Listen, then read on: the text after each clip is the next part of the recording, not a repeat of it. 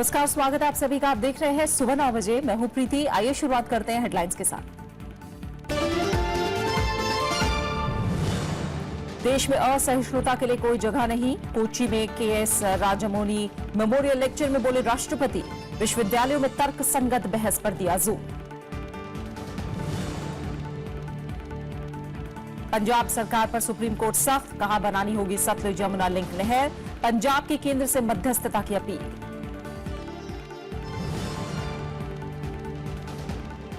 Supreme court की ओर से गठित एसआईटी ने अब तक 70,000 करोड़ के काले धन का लगाया पता। उपाध्यक्ष जस्टिस अरिजीत पसायत ने दी जानकारी।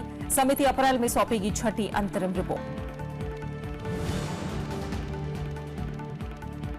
नेपाल के सामाजिक आर्थिक विकास के लिए प्रतिबद्ध है भारत। काठमांडू में निवेश शिखर सम्मेलन में वित्त मंत्री अरुण जेटली का बयान। राष्ट्रपति विद्यादेवी भंडारी और प्रधानमंत्री प्रचंड से भी की मुलाकात।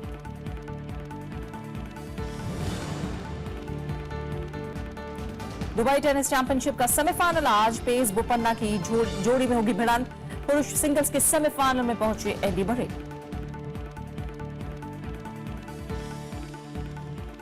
और आइए खबरों की शुरुआत करते हैं। राष्ट्रपति प्रणब मुखर्जी ने कहा है, आइए सबसे पहले बात कर लेते हैं चुनाव से जुड़ी खबरों की।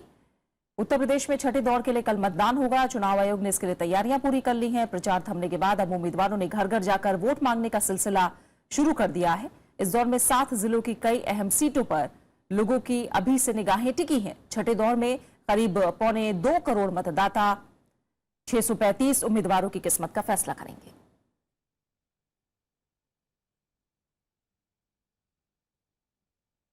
आपको बता दें कि बीएसपी ने सभी 49 सीटों पर अपने उम्मीदवार उतारे हुए हैं। ये दौर काफी अहम है और चुनाव से जुड़ी खबरों की हम बात करेंगे।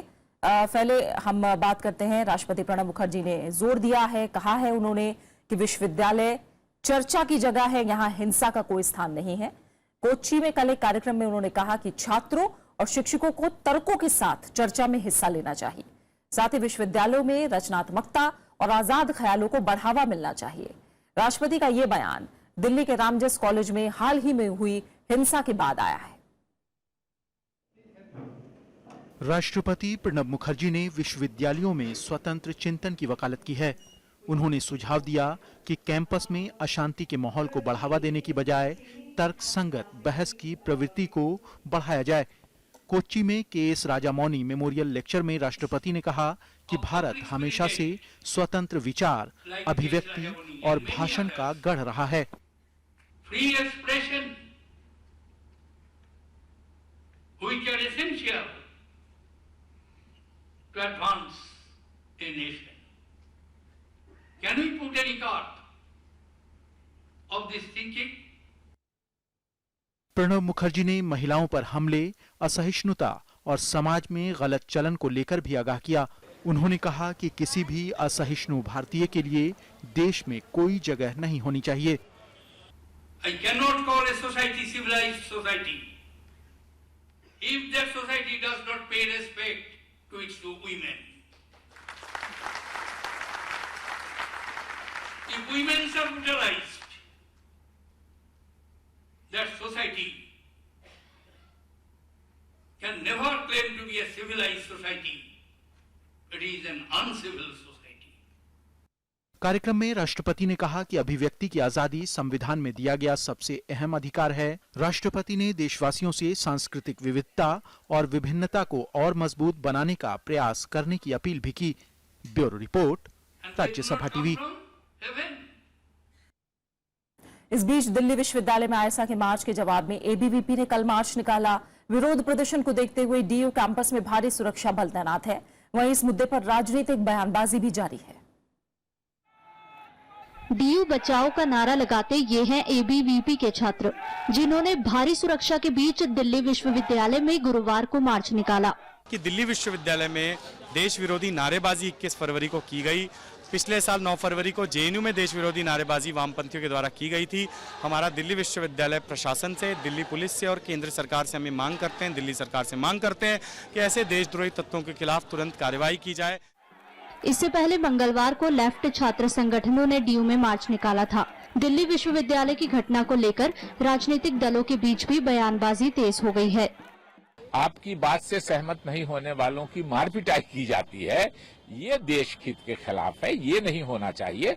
अपनी बातें कहने का जनता फैसला करेगी कि आप सही कह रहे हैं या गलत कह रहे हैं। कोर्ट के सामने ये साबित हो चुका है कि जो वीडियोस जो दिखा रहे वो सब वीडियोस जो है डॉक्टर्ड है।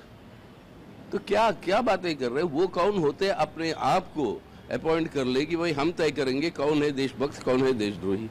वहीं केंद्र सरकार का कहना है कि राष्ट्रवाद को गलत नहीं ठहराया जा सकता। अगर राष्ट्रवाद पे विवाद होगा तो निश्चित रूप से उस बहस में हम लोग हिस्सा लेंगे और इसका कारण बड़ा स्पष्ट है कि भारतीय जनता पार्टी की इस देश के प्रति और लगाव के प्रति जो मूल विचारधारा है उसमें कोई देश को तोड़ने की बात करता है तो निश्चित रूप से हमारी पार्टी का जो रवैया है हम लोग उसको आगे रखेंगे। दिल्ली के रामजस कॉलेज में वाम दलों के छात्र संगठनों की ओर से पिछले हफ्ते सेमिनार का आयोजन किया गया था, जिसका एबीवीपी ने विरोध किया था। इसको लेकर मारपीट हुई थी। अनु दीवान, राज्यसभा टीवी। हरियाणा में चल रहा जाट आरक्षण आंदोलन दिल्ली पहुंच गया है। आरक्षण समेत 7 मांगों को लेकर जाट समुदाय के लोगों ने कल जंतर मंतर पर धरना दिया और संसद का घेराव करने की कोशिश की। जाट प्रदर्शनकारियों ने अपनी मांगों के समर्थन में जल्द ही दिल्ली कूच की चेतावनी दी है। दिल्ली के जंतर मंतर पर प्रदर्शन कर रहे ये हैं जाट समुदाय के लोग, जो आरक्षण समेत दूसरी मांगों के समर्थन में प्रदर्शन कर रहे हैं। गुरुवार को हरियाणा, राजस्थान, उत्तर प्रदेश समेत कई राज्यों से जाट दिल्ली पहुंचे। अपनी मांगों और सरकार के रुख से नाराज जाट प्रदर्शनकारियों ने संसद का घेराव करने की भी कोशिश की। जाट आरक्षण संघर्ष समिति के अध्यक्ष यशपाल मलिक ने चेतावनी दी है कि जाटों की मांगे नहीं मानी गई तो वो दिल्ली का घेराव करेंगे। 50 लाख लोग होली के बाद दिल्ली में घुसेंगे और वे अपने ट्रैक्टर ट्रॉलियों से अनिश्चित काल के लिए आएंगे। कोई अप्रिय घटना नहीं होगी, लेकिन सरकार साजिश रचेगी तो निश्चित रूप से उसमें ये गाज भी हो सकती है। जाट हरियाणा में 13 मार्च से असहयोग आंदोलन भी करेंगे। उन्होंने बिजली पानी का बिल और बैंक का लोन न चुकाने का ऐलान किया है। जाट अपनी मांगों को लेकर बीते कई दिनों से हरियाणा के सभी जिलों में धरना दे रहे हैं। उनकी मांग है कि जाट समुदाय को सरकारी नौकरियों और शैक्षणिक संस्थानों में आरक्षण दिया जाए और इसे संविधान की 9वीं सूची में डाला जाए। इसके अलावा पिछले साल फरवरी में आंदोलन के दौरान मारे गए जाट युवाओं के परिजनों को नौकरी दी जाए। जाट युवकों पर दर्ज केस वापस लिए जाएं और गिरफ्तार लोगों की रिहाई हो। साथ ही जातीय द्वेष फैलाने वाले अधिकारियों और कर्मचारियों पर कार्रवाई की मांग शामिल है। जो बच्चे जेल में बंद पड़े हैं उनको छोड़ना चाहिए और जिन बच्चों पे केस दर्ज हुआ है उनका केस हटाने चाहिए और जाटों को आरक्षण मिलना चाहिए। हरियाणा सरकार का कहना है कि जाटों की ज्यादातर मांगे मान ली गई हैं, लेकिन आरक्षण का मामला अदालत में लंबित है। पिछले साल हुए जाट आंदोलन के दौरान हिंसा में 30 से ज्यादा लोग मारे गए थे और सैकड़ों लोग घायल हुए थे।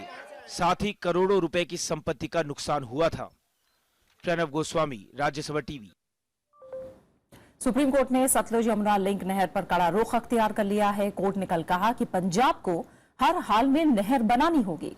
कोर्ट ने साफ किया कि पंजाब को 5 सदस्यीय संविधान पीठ का फैसला मानना होगा।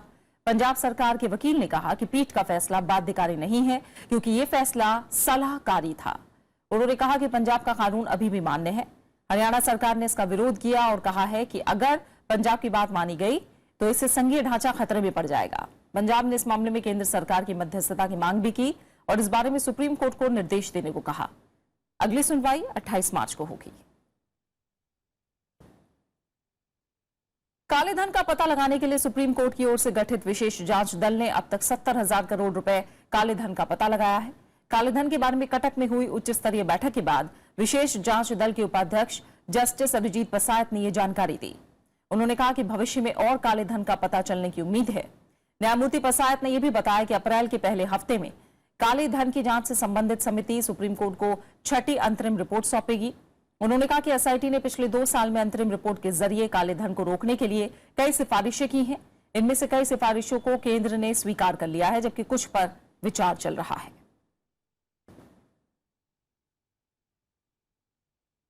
और अब विधानसभा चुनाव से जुड़ी कुछ अहम खबरें।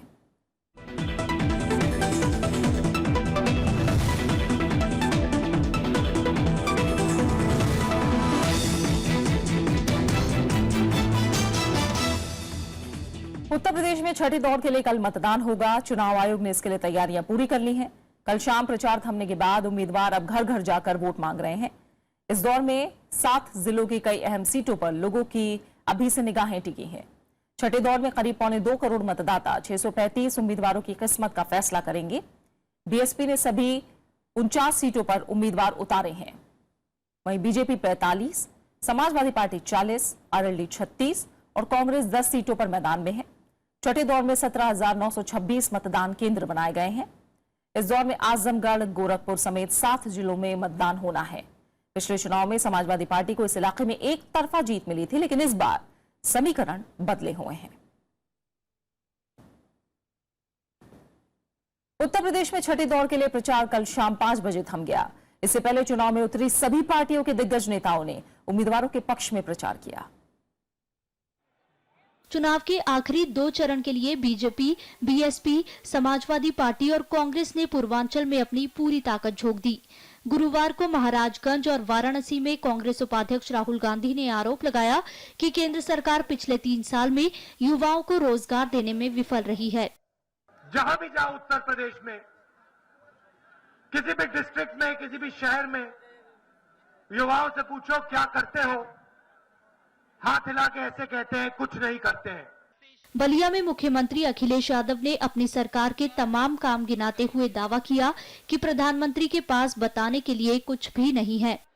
उधर बीएसपी प्रमुख मायावती ने 7वें दौर के लिए रैलियां की। उन्होंने चंदौली और बदौही में रैलियों में विरोधी पार्टियों की जमकर आलोचना की। मायावती ने प्रदेश सरकार और केंद्र सरकार को हर मोर्चे पर नाकाम करार दिया। ऐसे हालातों में अब बीजेपी अपने किसी भी चेहरे को प्रदेश के मुख्यमंत्री के रूप में पेश करने की अपनी अभी तक की हिम्मत नहीं दिखा पा रही। बीजेपी अध्यक्ष अमित शाह ने आजमगढ़ में चुनावी रैली की और गोरखपुर में रोड शो में शामिल हुए। अमित शाह ने कहा कि समाजवादी सरकार से परेशान लोग बीजेपी के साथ हैं। उत्तर प्रदेश का गांव-गांव, नगर-नगर एक जातिवाद, परिवारवाद और तुष्टीकरण की राजनीति से परेशान है। यूपी की जनता ने तय किया है अब की बार। इसके अलावा कांग्रेस के गुलाम नबी आजाद और राज बब्बर समेत दूसरे नेताओं ने अपनी अपनी पार्टियों के पक्ष में चुनाव प्रचार किया। श्याम सुंदर के साथ कृति मिश्रा, राज्यसभा टीवी। मणिपुर में भी पहले दौर के लिए मतदान की तैयारियां पूरी हो गई हैं। 4 फरवरी को 38 विधानसभा सीटों पर मतदान होना है। प्रदेश में कल चुनाव प्रचार थम गया। पहले दौर के लिए कांग्रेस समेत सभी पार्टियों ने प्रचार में पूरा जोर लगा दिया। मणिपुर में 4 मार्च को पहले दौर के मतदान के लिए प्रचार थमने के बाद मतदाता अब वोट डालने का मन बना चुके हैं। मणिपुर में मोटे तौर पर इस बार आर्थिक नाकेबंदी, विकास, बेरोजगारी और भ्रष्टाचार ऐसे बड़े मुद्दे हैं जो मतदाताओं के मिजाज को प्रभावित कर रहे हैं। Rampant corruption is there. A change happening in the form of governance, polity. Some problems here. In my place, there is no any. There's good things that I can, but I have to choose one of them. It is better. इस दौर में कांग्रेस के प्रदेश अध्यक्ष TN. Haokip, BJP उपाध्यक्ष शरद चंद्र और इरोम शर्मिला की प्रजा party के संयोजक इरेंद्रो लाइचोम्बम समेत कई दिग्गजों की किस्मत का फैसला होना है। इस दौर में कुल 168 उम्मीदवार मैदान में हैं। चुनाव आयोग पूरी तरह मुस्तैद है और विद्रोही संगठन अब तक चुनाव को लेकर शांतिपूर्ण रवैया दिखा रहे हैं। सबसे अच्छी बात यह है कि इस समय सारे समूहों ने यह किया है कि वे लोगों से अपील कर रहे हैं कि लोग चुनाव में भाग लें, और इसका मतलब यह है कि चुनाव स्वच्छ होगा और चुनाव शांतिपूर्ण होगा। राज्यसभा टेलीविजन के लिए कैमरा पर्सन प्रशांतों के साथ इम्फाल से अखिलेश सुमन।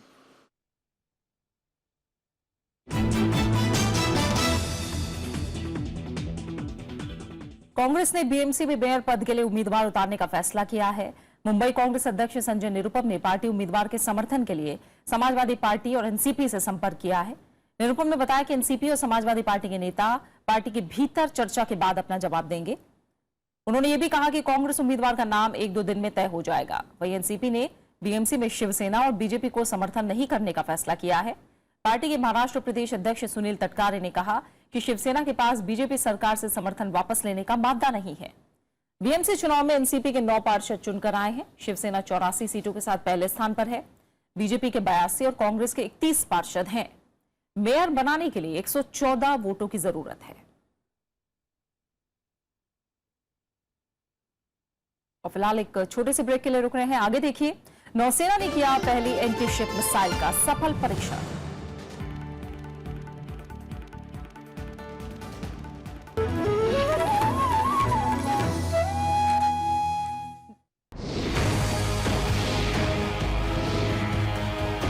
इस एपिसोड में हम चर्चा करने जा रहे हैं गन्ना किसानों की बेहाली पर। 5 करोड़ किसानों के लिए लाइफ लाइन है गन्ना। लागत तो बढ़ रही है पर जो मिल रहा है वो रेट कम मिल रहा है। यूपी के लाखों किसानों का 2 वर्षों में हुआ सबसे बुरा हाल।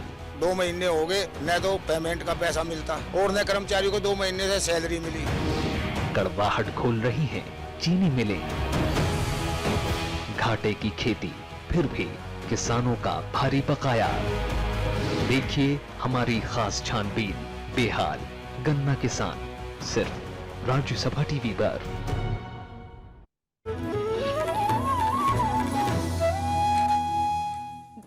दिल्ली में अतिथि शिक्षकों के वेतनमान में 70% से ज्यादा इजाफा हुआ है। दिल्ली सरकार के फैसले पर उपराज्यपाल अनिल बैजल ने मुहर लगा दी है। हालांकि इस बढ़ोतरी का फायदा उन्हीं शिक्षकों को मिलेगा जिन्होंने central teacher eligibility test pass किया है। दिल्ली में सरकारी विद्यालयों में करीब 17,000 अतिथि शिक्षक हैं। लंबे इंतजार के बाद दिल्ली में अतिथि शिक्षकों की वेतन बढ़ोतरी की मांग पूरी हो गई है। दिल्ली के उप मुख्यमंत्री मनीष सिसोदिया ने बताया कि दिल्ली सरकार गेस्ट टीचर को स्थायी करने के लिए भी योजना पर काम कर रही है।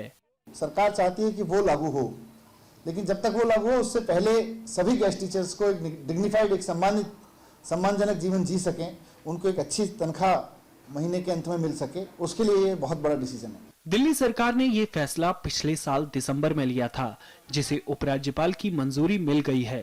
प्राइमरी अध्यापकों को 17,500 की जगह अब 31,000 रुपए, टीजीटी अध्यापकों को 20,000 की जगह 32,000 और पीजीटी अध्यापकों को करीब 33,000 रुपए वेतन मिलेगा। वेतन बढ़ने से अध्यापकों ने खुशी जताई है।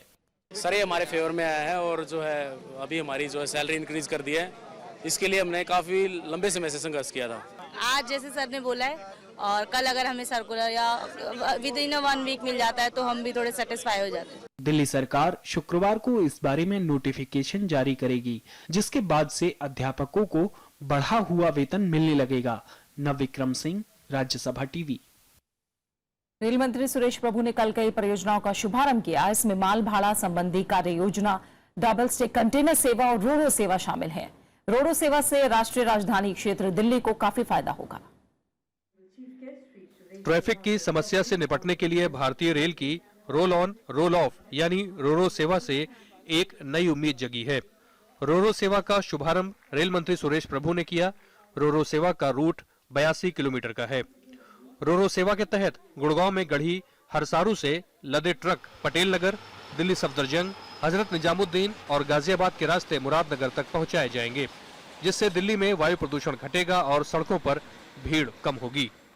This will lead to a very positive cascading effect on the economy as a whole. So I think this is extremely important and I hope people will understand a larger picture of this. राष्ट्रीय राजधानी क्षेत्र में रोज 25,000 heavy ट्रकों समेत 66,000 truck आते हैं। 15,000 truck केवल दिल्ली से गुजरते हैं। सुबह 7 बजे से रात 11 बजे तक ट्रकों की आवाजाही प्रतिबंधित है। ऐसे में रोरो सेवा से दिन में भी ट्रकों की आवाजाही संभव हो सकेगी। ट्रकों को 1400 से 2600 रुपए तक लगने वाला ग्रीन टैक्स भी नहीं देना होगा। वहीं दिल्ली में 500 से 900 रुपए तक लगने वाले टोल टैक्स के अलावा डीजल और समय की भी बचत हो सकेगी। वहीं रेलवे को इससे अतिरिक्त माल भाड़ा भी मिल सकेगा। So this is another very interesting initiative. We are already working on it in Konkan Railway, and that has been very successful. This will give us extra revenue also. Railway online ticket booking में आधार को भी अनिवार्य करेगा। 1 अप्रैल से वरिष्ठ नागरिकों को छूट लेने के लिए अपना आधार नंबर देना होगा। इसका मकसद दलालों पर रोक लगाना है। अरविंद कुमार सिंह, राज्यसभा टीवी, दिल्ली। राष्ट्रीय राजधानी क्षेत्र में कल पायलट आधार पर शुरू की गई रोरो सेवा भविष्य में एक नया इतिहास रच सकती है। इससे जहां दिल्ली में परिवहन तंत्र पर दबाव घटेगा, वहीं प्रदूषण भी नियंत्रित होगा। इस सेवा की चुनौतियों और भविष्य पर हमारे संवाददाता अरविंद कुमार सिंह ने उत्तर रेलवे के महाप्रबंधक आर.के. कुलश्रेष्ठ से बात की। सर, ये आपकी उत्तर रेलवे में जो है दो बहुत इम्पोर्टेंट जो चीज़ें शुरू की गई हैं आज। एक तो रोरो है और दूसरा जो है डबल स्टैक कंटेनर जो है। ये दोनों जो है ये किस तरह से जो है रेलवे और कंज्यूमर को किस तरह से फायदा पहुंचाएंगे, क्या नहीं चाहिए? देखिए, डबल स्टैकर जो कंटेनर्स हैं, इससे हमको ज़्यादा कैपेसिटी हम ले जा पाएंगे। उससे हमारी कॉस्ट रिडक्शन भी होगा और हमारे लिए भी कम होगा और जो कंज्यूमर है उनके लिए भी कम होगा और अल्टीमेट जो बेनिफिट है वो तो पब्लिक को ही मिलेगा। तो इससे बहुत फ़ायदा होगा और आगे भी हम स्कीम और भी जगह चालू कर सकते हैं इनको। जो रोरो है उसके बारे में जैसे मंत्री जी ने भी कहा कि इससे जो है जो प्रदूषण का लेवल है उसके अलावा किस तरह के फायदे हैं जो रोरो सर्विस? देखिए, रोरो सर्विस भी बहुत यूनिक सर्विस है और दिल्ली और जो कंजेस्टेड सिटीज़ हैं उनके लिए बहुत यूज़फुल है। बट सबसे ज़्यादा फ़ायदा होगा, मुझे लगता है इसमें एनवायरमेंटली बहुत बड़ा एक इशू है, जिसमें कि रेलवे में हम इलेक्ट्रीफाइड ट्रैक पे इसको ले जा पाएंगे। दिल्ली के लिए जो इस तरह का हर साल इशू आता है कि कोहरे से और पोल्यूशन से और पोल्यूशन लेवल से जो इश्यूज हैं, तो we will be able to address. और सर, एक आखिरी सवाल है कि जैसे कोंकण की है, तो कोंकण का जो आपकी सेवा रोरो की है वो तो बहुत ही सक्सेसफुल चल रही है। बहुत ज़्यादा जो है उसमें ट्रकर्स आ रहे हैं। तो यहाँ जो है क्या आपको लग रहा है कि जिस रूट से आप बाहर लेके जाएंगे, क्या उसमें कुछ कैपेसिटी जो है वो बढ़ाने की ज़रूरत होगी और क्या कुछ इनको रियायत वगैरह देने की भी योजना है आगे? देखिए, इसमें रियायत तो दी जाएगी। अब देखिए, शुरू किया गया स्कीम, उसमें अगर हम उनसे इंटरेक्ट करेंगे उसके बाद जैसा भी लगेगा, क्योंकि अगर हमारी कैपेसिटी अभी है लेकिन दिल्ली एरिया में जैसा आपको मालूम है ट्रैफिक भी हमारा काफ़ी है, तो अब उसकी बीच में हमको इनको भी ले जाना होगा और उसमें ऑगमेंट करने की जरूरत पड़ेगी तो हम ऑगमेंट करेंगे। ऑलरेडी हमारे बहुत से प्रपोजल्स चल रहे हैं, उसी में ऑगमेंट डॉवटेल करके इसमें और ऑगमेंटेशन किया जाएगा depending on the response of the public and the truckers. भारतीय नौसेना ने देश में बनी पनडुब्बी कलवेरी से पहली बार अंडर वाटर मिसाइल का सफल परीक्षण किया है। गुरुवार को सबमरीन कलवेरी ने अरब सागर में सफल प्रक्षेपण किया। प्रोजेक्ट 75 के तहत बनाई जा रही भारत की 6 स्कॉर्पियन श्रेणी की पनडुब्बियों में से पहली पनडुब्बी का प्रक्षेपण किया गया। परीक्षण के दौरान पनडुब्बी ने पहली बार में ही स्वदेशी मिसाइल से लक्ष्य पर सही निशाना लगाया। रक्षा मंत्रालय ने कहा कि सभी 6 पनडुब्बियों पर युद्धपोत रोधीय मिसाइल लगी होगी। फ्रांसीसी कंपनी DCNS की डिजाइन की गई पनडुब्बियों का निर्माण मुंबई स्थित मझगांव डॉक लिमिटेड में किया जा रहा है।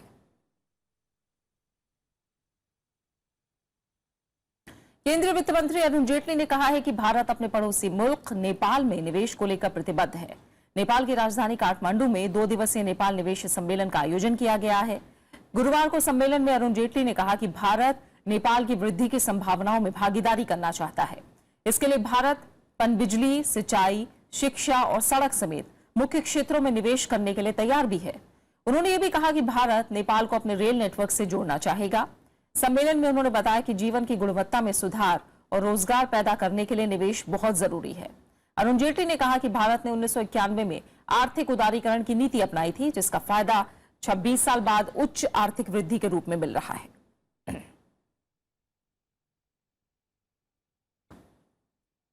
सीरियाई सेना ने प्राचीन पलमायरा शहर को आतंकी संगठन इस्लामिक स्टेट के कब्जे से पूरी तरह आजाद करा लिया है। सेना ने ज्यादातर हिस्सों को अपने कब्जे में ले लिया है। पलमायरा को छुड़ाने के लिए सीरिया और रूस की सेना ने 3 हफ्ते पहले साझा अभियान चलाया था।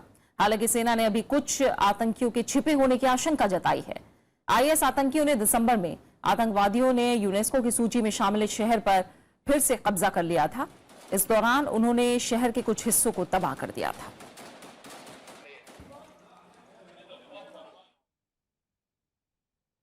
बात खेलों की। रोहन बोपन्ना और पोलैंड के मार्सिन मातकोस्की की जोड़ी दुबई टेनिस चैंपियनशिप के सेमीफाइनल में पहुंच गई है। उन्होंने क्वार्टर फाइनल में फ्लोरिन मार्जिया और विक्टर ट्रोइस्की की जोड़ी को 6-3, 6-4 से हराया। बोपन्ना का इस सीजन में शानदार प्रदर्शन जारी है। उन्होंने सीजन की शुरुआत में हमवतन जीवन नोदुजेशिंग के साथ मिलकर चेन्नई ओपन का खिताब जीता था। सेमीफाइनल में बोपन्ना और मात्कोस्की का मुकाबला लिएंडर पेस और गुलेर्मो लोपेज की जोड़ी से होगा। वहीं दिग्गज खिलाड़ी स्विट्जरलैंड के रॉजर फेडरर दूसरे दौर में बड़े उलटफेर का शिकार हो गए। उन्हें रूस के एवगेनी डोनेस्की ने 3-6, 7-6, 7-6 से हराया। वहीं ब्रिटेन के एंडी मरे पुरुष एकल के सेमीफाइनल में पहुंच गए हैं। बात खास शख्सियत की, मशहूर रचनाकार रघुपति सहाय और फिराक गोरखपुरी की आज पुण्यतिथि है। उत्तर प्रदेश के गोरखपुर में 28 अगस्त 1896 को जन्मे फिराक ने सिविल सर्विसेज की नौकरी छोड़कर साहित्य की तरफ रुख किया। उन्होंने कई गजल, शेर, कविताएं और कहानियां लिखी। फिराक गोरखपुरी की शायरी में गुले नगमा, मशवल, रूह कायनात और धरती की करवट मशहूर है। सन 1970 में उनके उर्दू काव्य गुले नगमा के लिए उन्हें ज्ञानपीठ साहित्य अकादमी पुरस्कार से नवाजा गया।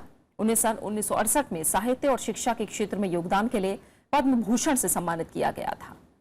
आज ही के दिन 1982 को उनका निधन हो गया था। हिंदी फिल्म संगीत के इतिहास में 50 का दशक शंकर जयकिशन, नौशाद, एस.डी. बर्मन और ओ.पी. नैयर जैसे बड़े संगीतकारों के नाम रहा। लेकिन इन चमकते सितारों की भीड़ में एक संगीतकार संघर्ष करके अपने आप को स्थापित करने में लगे थे, वो थे रवि।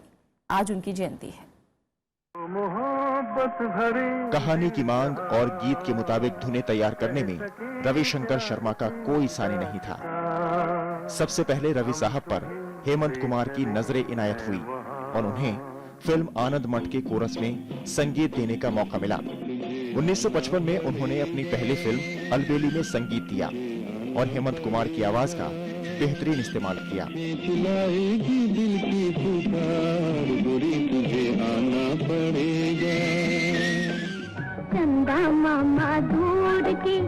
उन्हें पहली सफलता फिल्म वचन से मिली।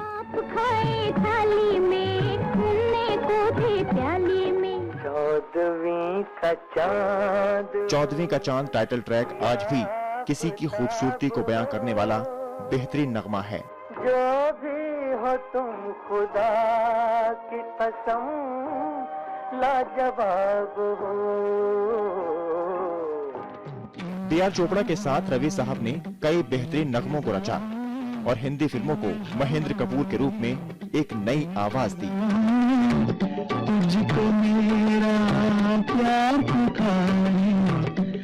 उन्होंने गुमराह, वक्त, निकाह और तवायफ जैसी फिल्मों के लिए संगीत दिया। आज भी जब बारात निकलती है तो उनके कंपोज किए गए इस गाने के बिना पूरी नहीं होती।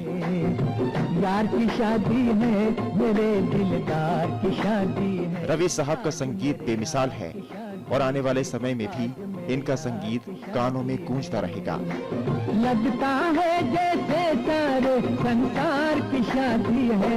आज मेरे यार की शादी। Bureau report, Rajya Sabha TV. और आखिर में हेडलाइंस। देश में असहिष्णुता के लिए कोई जगह नहीं, कोच्चि में के.एस. राजामौली मेमोरियल लेक्चर में बोले राष्ट्रपति।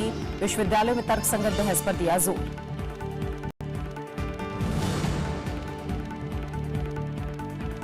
पंजाब सरकार पर सुप्रीम कोर्ट सख्त, कहा बनानी होगी सतलुज यमुना लिंक नहर। पंजाब की केंद्र से मध्यस्थता की अपील।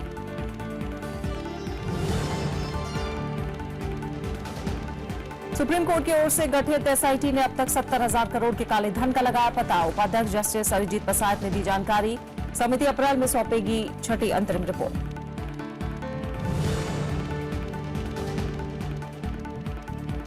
नेपाल के सामाजिक आर्थिक विकास के लिए प्रतिबद्ध है भारत। काठमांडू में निवेश शिखर सम्मेलन में वित्त मंत्री अरुण जेटली का बयान। राष्ट्रपति विद्यादेवी भंडारी और प्रधानमंत्री प्रचंड से भी की मुलाकात।